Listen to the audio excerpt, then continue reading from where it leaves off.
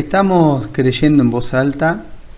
Continuamos con la lectio número 9, que se denomina Obras buenas y obras malas.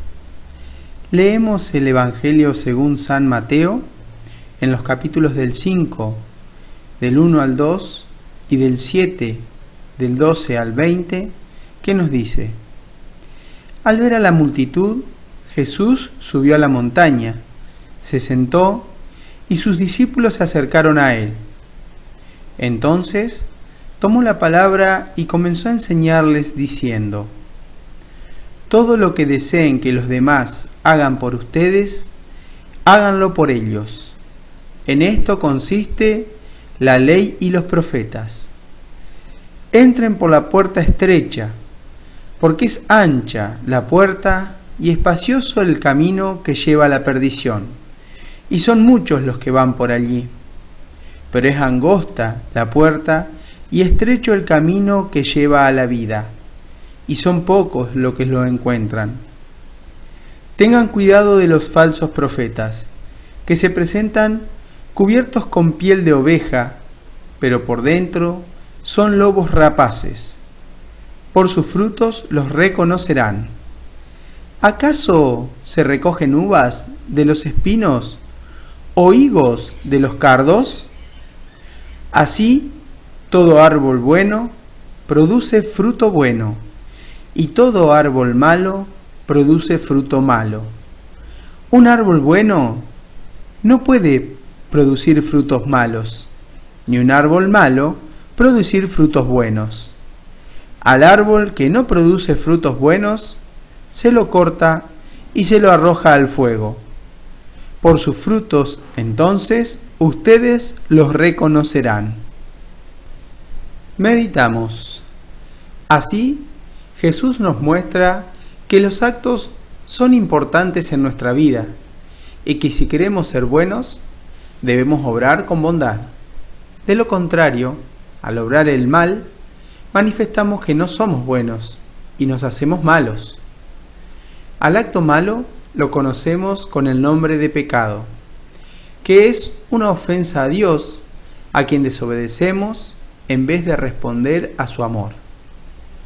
Tanto las acciones buenas como las malas, cuando se repiten en nuestra vida, generan una facilidad habitual para obrar de ese modo que se llama virtud en el caso del bien y vicio en el caso del pecado. Por esto, en nuestra vida espiritual hemos de esforzarnos tanto en cultivar lo bueno como en combatir lo malo. Como todo aquel que quiere tener un bello jardín, además de plantar lindas flores, quita las malas hierbas. Para luchar y vencer al pecado, las armas principales del cristiano en la lucha contra la tentación son aquellas que la hacen participar de la fuerza de Cristo Salvador. Palabra divina, sacramentos y sacramentales, oración y ascesis. Como Jesús venció la tentación en el desierto, así hemos de vencerla nosotros. La oración y el ayuno, y sobre todo la palabra, nos hará poderosos en Cristo para confundir y ahuyentar al demonio, que como león rugiente busca a quien devorar. También hay que evitar las ocasiones de pecado, consultar al confesor o director espiritual, reaccionar inmediatamente. Por otro lado, la vida interior crece con las obras meritorias, que son acciones buenas hechas en gracia y por caridad. Estas obras, si son cada vez más intensas, con más amor y generosidad, hacen que nuestras virtudes vayan creciendo. Por ejemplo, que seamos más justos, más creyentes, más prudentes, por lo cual es necesario conocer bien las virtudes para poder practicarlas y crecer espiritualmente. ¿Cuál es el pecado que más me duele, que más me avergüenza, que más me cuesta cambiar?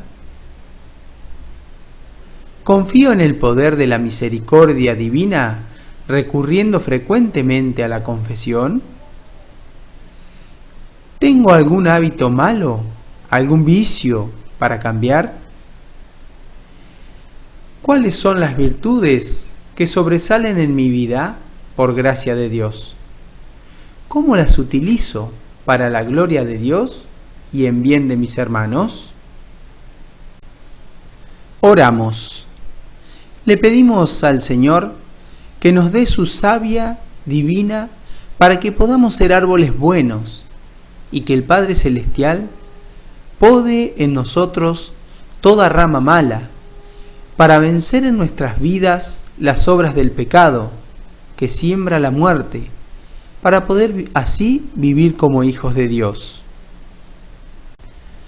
Contemplamos a Jesús que en el monte nos llama para que dejemos el mal y vayamos hacia Él. Actuamos. Un propósito conveniente para esta meditación podría ser proponerme trabajar espiritualmente para vencer algún vicio o cultivar alguna virtud. En esto, como en general para el camino espiritual, puede ser muy bueno consultar a algún sacerdote para que nos ayude a saber cómo y qué hacer.